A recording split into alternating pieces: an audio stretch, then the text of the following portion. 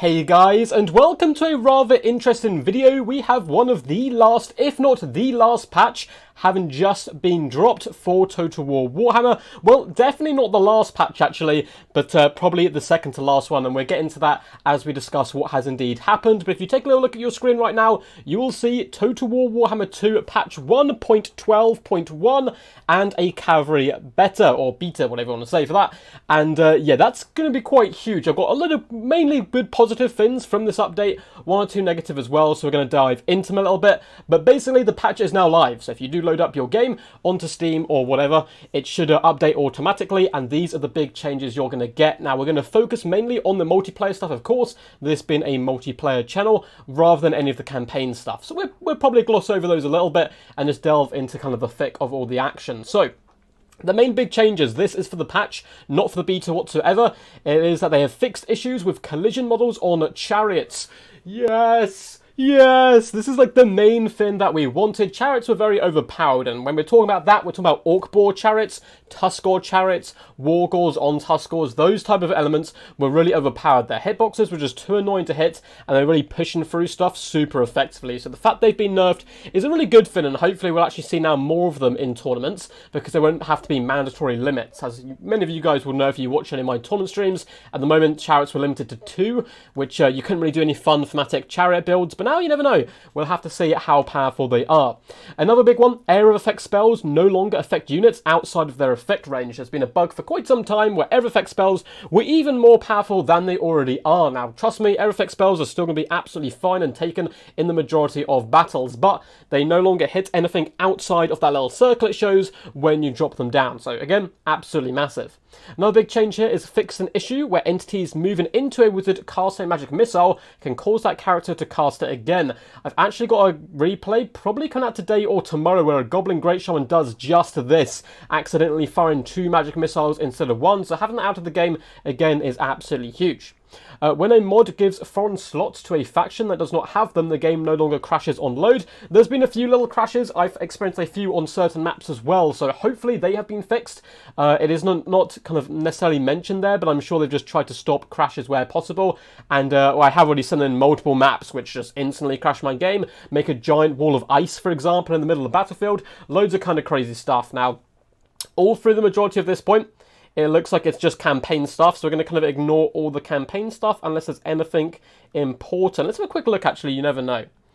So Kazrak now gives Razorgore Chariots Vanguard deploy. That's pretty cool, but I'm assuming that's all campaign stuff. Maybe it's not, maybe it is not. They fixed the bug where Kazrak couldn't use his abilities when mounted on Tuskor Chariot, so that's going to be nice. And Kazrak and Morgul can no longer re-emerge after their death. That seems like a strange thing, but I absolutely love it. For Torok's Juggernaut Raiding Stance, okay, yeah, we don't really mind about the Raiding Stance. Okay, that looks like it's mainly all campaign stuff, which is absolutely fine. A maximum of 50 rampage can be earned. Oh, nice. That's all good. General fixes. Nope. Okay, basically all standard stuff. Although Tuskor Chariot mounted heroes now count towards hero cap. That's really cool. I faced Beastmen multiple times where they had like 4 heroes because it wouldn't register people on chariots as a hero for some reason. So that's been fixed, which is absolutely fine. For the most part, for Oxyotl, looks like it's the same. Nakai, absolutely the same as far as multiplayer is concerned. General, though, they've made improvements to the Quattle melee animations. Excited to see what they are. Fixed a bug where Skink Oracle on Trogdon was firing double volley on the Trogdon Venom Spit whilst on the move. So it's no longer going to fire twice. I'm sure a lot of people are going to be very happy about that. I've had multiple comments about Skink Oracles being overpowered, but realistically, I don't think they're going to be taken much in multiplayer whatsoever now. Now, the reason, they still will maybe taken now and again, because it's not like they were doing double the amount of damage they would normally do. They still get the same amount of ammunition. It's just going to take longer for them to do that damage. They're a very expensive unit, so here and there, if they're actually going to be taken very often there. Fix an issue where Grom's final battle, don't mind about that, blah, blah, blah, blah, blah. Cool. And now we go on to the good stuff. Well, some interesting stuff. So all of this all of this change right here, massive fan of. Air of Effect fix, huge. Chariot fix, huge. Magic Missile break-in, absolutely huge. They were my big three that I want to change for the most part. Now, I'm sure some of you guys are aware, I'm not that fussed with the state of Cavalry at the moment. I still think it is very powerful if used correctly, and if you don't just frontal charge great weapon units who are charging at you. But I understand, I definitely understand people's kind of annoyance with Cavalry not just rolling over infantry like they would like it to. So we will be delving into that a little bit, but this is coming in the form of a beta, so all of those changes we've already spoken about are in game now, but you have to opt into the beta if you want these changes, and that is to test out some new core game mechanics, and that's why it's in beta, because this could really mess up the game in like multiple different ways. So they're going for the safe option, which I approve. And I completely understand. As a tournament host, betas are the worst thing in the game. They're a nightmare. Are you playing on beta? Are you playing off beta? People always want one or the other, and it does make it just way less accessible and splits the multiplayer scene in half. Probably won't be playing most of the time on beta for me. Although we can do some testing if you guys like to see testing on Cavalry. I think it's basically going to be relatively simple stuff, but we'll delve into it and we can talk about that a little bit at the end. So the goal of this update is to improve the effectiveness of Cavalry across the board, but especially when targeting issues related to being countercharged, and that's kind of the big problem with them at the moment, and the underperformance of heavy Cavalry in particular. Light Cavalry is still kind of fine, to be honest, so a heavy Cavalry in particular there. So basically, the reason that they are trading very poorly when charging into the infantry seems to be like it wasn't intentional in the first place. So they've tweaked it a little bit. So, two major changes have been implemented to resolve this, but due to the nature of changing core game mechanics, that's kind of what we spoke about a second ago, we decided that a beta patch was the only safe way to ensure players aren't negatively impacted in these changes, and if they have unanticipated negative results in other interactions in the battle. So, they're actually going to be changing infantry a little bit to help Cavalry, and of course that could mess up a bucket ton of problems, with infantry in general, so we'll have to see how this lands. So the beta is a safe idea, though obviously it does hurt my little duck heart knowing that tournaments are going to be a nightmare for a while.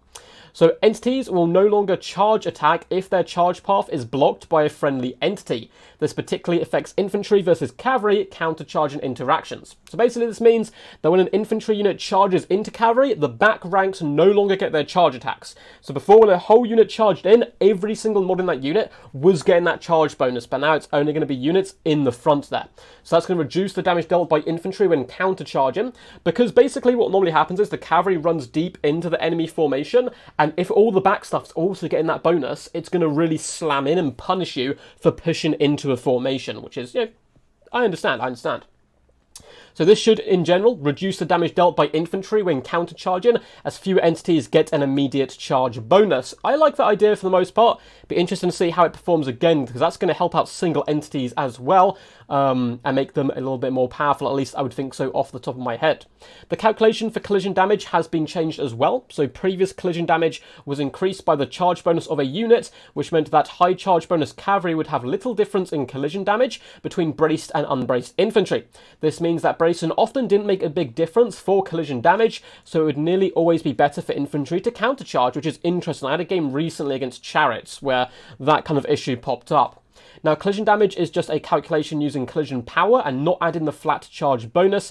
This essentially means charging into braced infantry will result in a lower damage or impact than unbraced infantry. So I like this quite a bit. Not only has it improved cavalry, but it hasn't nerfed infantry too much. If you brace, so dwarf players are going to love this, but if you brace, you should now be a lot more solid. If that affects chariots as well as cavalry, dwarfs sing the praises to your gods. So there are two changes reinforcing our intention on how cavalry and infantry should interact. Cavalry should be favoured in fights against counter-charging infantry. Of course, the relative strength of the units will still be important. So, again, if a unit of spears is charging, you wouldn't want the cavalry to really go into them too much, but I understand for the simplification of the game, it does make sense. Now, braced infantry should receive less damage than counter-charging infantry, so there is a benefit to bracing infantry against cavalry. Okay, I'm liking this. I'm liking that idea a lot, that you've nerfed the infantry a bit, but I have actually enjoyed quite a bit seeing infantry actually used in the game, because there's a lot of big entities in cavalry which could just kind of abuse cycle charging, so it's going to be interesting to see how this affects the game in general. So they've got the gritty details here. I will link this, by the way. I'm going to skim over a lot of stuff, so if you guys want to really sink your teeth into this, it'll all be linked down below. So for the gritty details, first comes terminology and calculation specifics. So, okay, they're just going into the examples, basically, of what collision damage, collision power, bracing, and knockdown does. But it basically looks like bracing multiplies their mass. A brace unit can have significant improved mass, reducing the collision power and damage considerably. Again, very good for dwarfs and other factions who already have solid mass. Knockdowns getting delayed. Cool. So all basic simple stuff. If you want to delve into that, you can. I'm not going to be here to break down every single meaning in here. So the changes themselves are as follows. So this is kind of the key stuff there. The check for entities in front of others before charging means that infantry units get fewer charge attacks when counter-charging. Our test quantifies this reduction at around 35% less attacks, which means less damage dealt by infantry on the charge. That's not just going to be against cavalry, though. That's going to be against a lot of things. We've tweaked the collision damage calculation formula to have a bigger delta of possible damage, difference in range of damage output, and increase the amount of damage per collision power. However, charge bonus is no longer added into the collision power, as this was reducing the impact of bracing on collision power itself.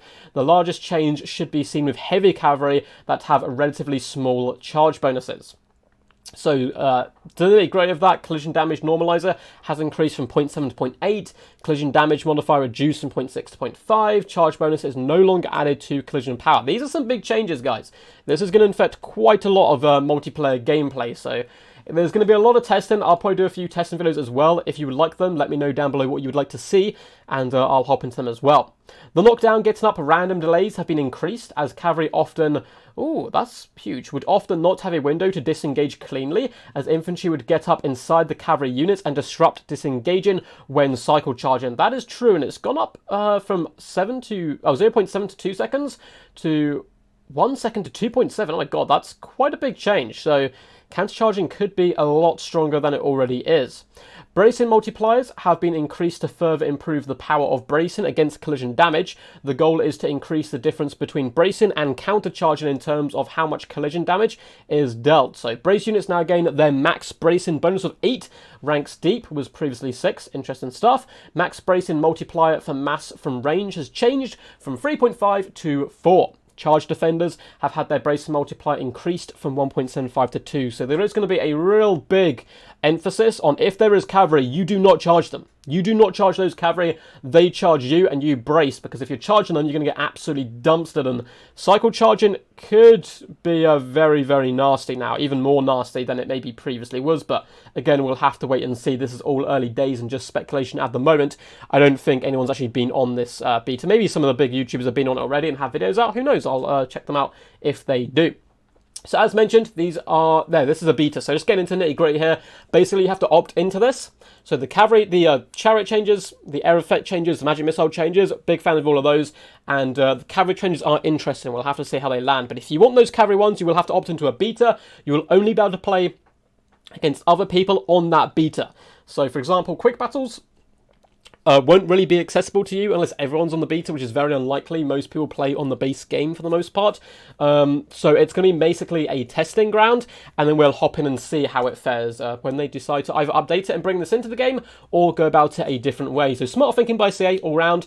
And yeah, I'll give you a little breakdown on how to hop into the beta. You just right click on your game in your library, click properties, click the betas tab, and there's a drop down which says Warhammer II_Cavalry_ beta options, and you close any updates for you. I do not know which one I'm going to be on.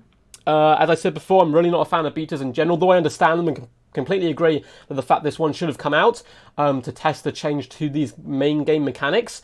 But for making content and stuff, there tends to be a lot worse, so we'll have to see. But yeah, if you guys enjoyed this video and enjoyed the stuff coming towards you, give the video a big fat thumbs up, subscribe as well if you haven't already. We do all kinds of Total War Warhammer madness here, and it's a duck-themed channel. What's not to love? It's absolutely great. So yeah, feel free to do those, and comment down below what you think of these changes, what you'd like to see tested, and all that good stuff. But until next time, guys, let's go back to the infinite void of myself. Until next time, guys, peace, peace, and as always, stay awesome.